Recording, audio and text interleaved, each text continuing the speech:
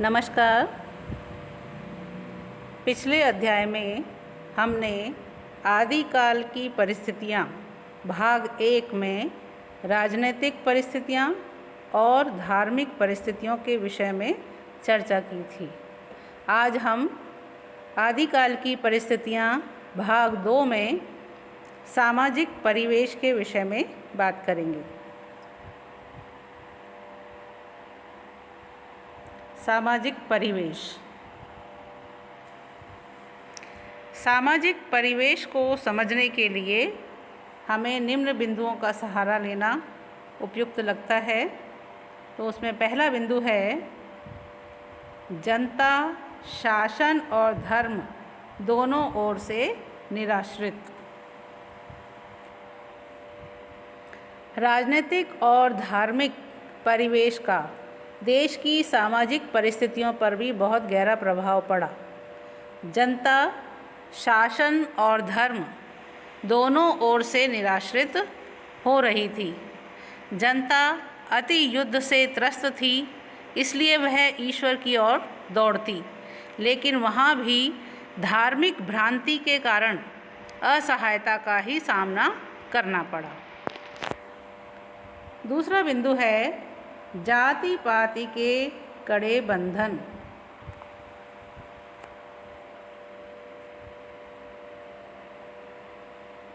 दूसरी तरफ जाति पाति के बंधन भी कड़े होते जा रहे थे। उच्च वर्ण केवल भोग करने के लिए था और निर्धन वर्ण केवल श्रम करने के लिए ही पैदा हुआ था। तीसरा बिंदु है नारी की स्थिति।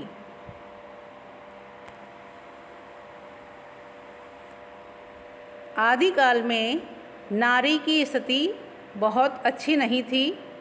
नारी मात्र भोग्या बनकर रह गई थी। वह क्रय विक्रय और अपहरण की वस्तु बनती जा रही थी। चौथा बिंदु है सामान्य जन के लिए शिक्षा का अभाव।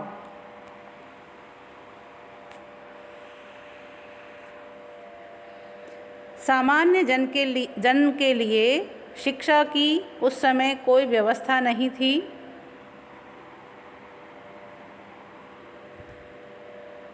सांप्रदायिक तनाव बढ़ने के कारण साहित्य और शास्त्र का ज्ञान सामान्य जाति की नारियों और पुरुषों के लिए अप्राप्य बना दिया गया था।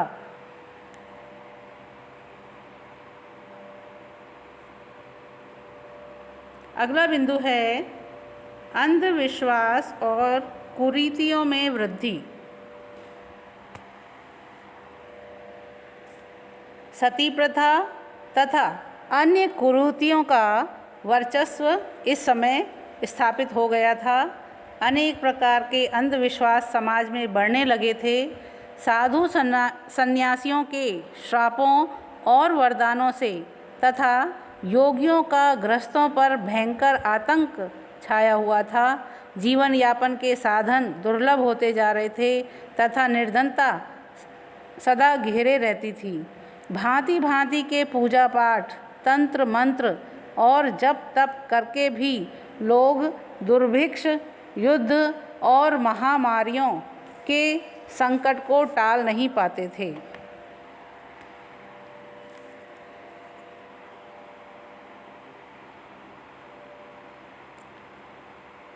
जनता को मानसिक शांति की आवश्यकता। ऐसी विषम सामाजिक परिस्थिति में जनता को ऐसे विचारों या आश्रय की आवश्यकता थी जो उन्हें सांत्वना दे सके और उनको मानसिक शांति की ओर ले जा सके। इन परिस्थितियों से दो चार होते हुए हिंदी के कवियों को जनता की स्थिति के अनुसार काव्य रचना की सामग्री जुटानी पड़ी।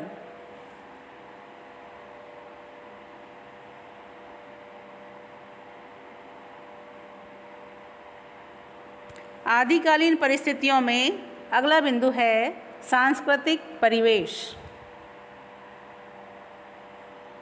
सांस्कृतिक परिवेश को हम निम्न बिंदुओं के माध्यम से समझ सकते हैं, जिसमें पहला है स्वाधीनता और देशभक्ति के भाव। भारत में मुस्लिम संस्कृति के आगमन के समय तक विभिन्न जातियों, मतों, आचार विचारों के द्वारा समन्वय की एक व्यापक प्रक्रिया दीर्घकाल से चली आ रही थी।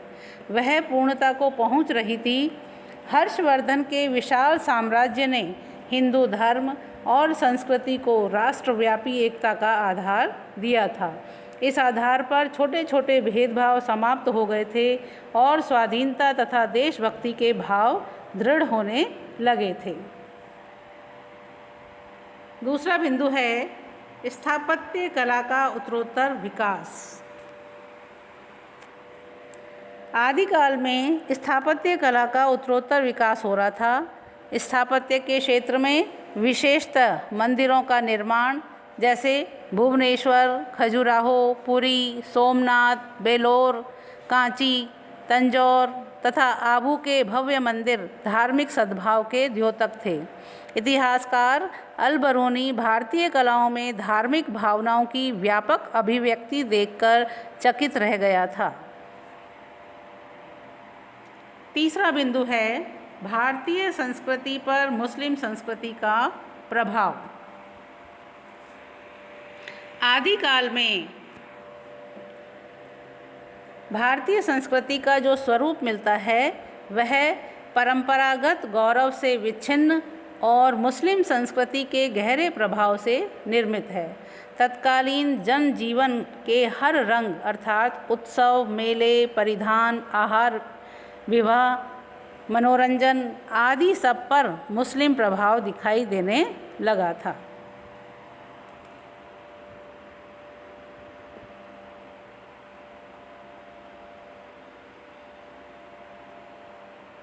विभिन्न कलाओं पर मुस्लिम प्रभाव।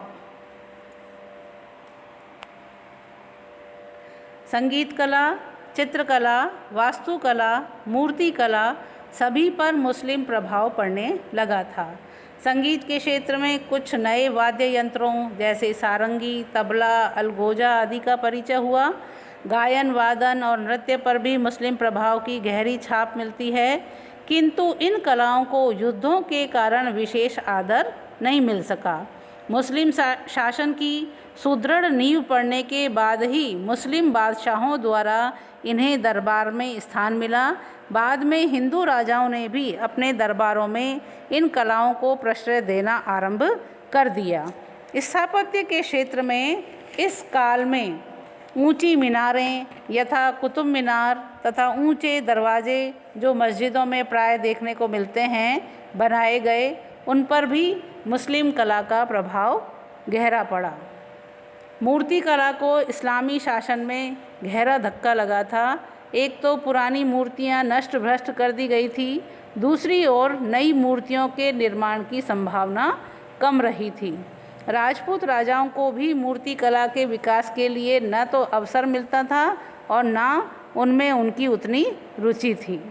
इस प्रकार आदिकाल की भारतीय संस्कृति उत्कर्ष प्राप्त निजी परंपरा के रास और इस्लाम के सम्मिश्रण की एक ऐसी कहानी है जिसमें कलात्मक चेतना का मुक्त और जीवंत स्वरूप बहुत कम मिलता है।